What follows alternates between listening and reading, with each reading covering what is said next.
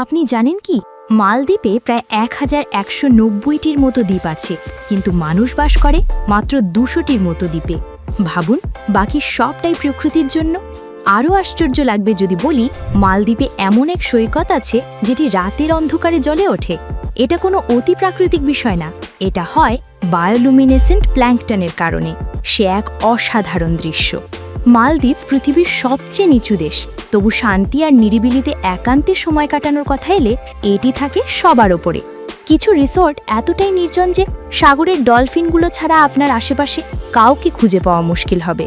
এখানে রেস্টুরেন্টগুলো সাগরের পানির নিচে, বিলাসবহুল ভিলার মেঝেগুলো হয় কাঁচের, আর ইনফিনিটি পুলগুলো দেখলে মনে হবে আকাশের সাথে যেন সাগর মিশে গেছে। মালদ্বীপ শুধু হানিমুনের জন্য না, যারা নতুন করে কিছু ভাবতে চায়, নিজেকে খুঁজে পেতে চায় বা জীবনের ব্যস্ততার থেকে একটু বিরতি চায়, এটি তাদেরও জন্য। ভালোবাসা, প্রশান্তি কিংবা শুধু নিজের সাথে কাটানো নিঃশব্দ এক মুহূর্ত, মালদ্বীপ আপনাকে সেই সুযোগটা দেবে। ফেরার পথেই মনে হবে আবারও ফিরে আসতেই হবে।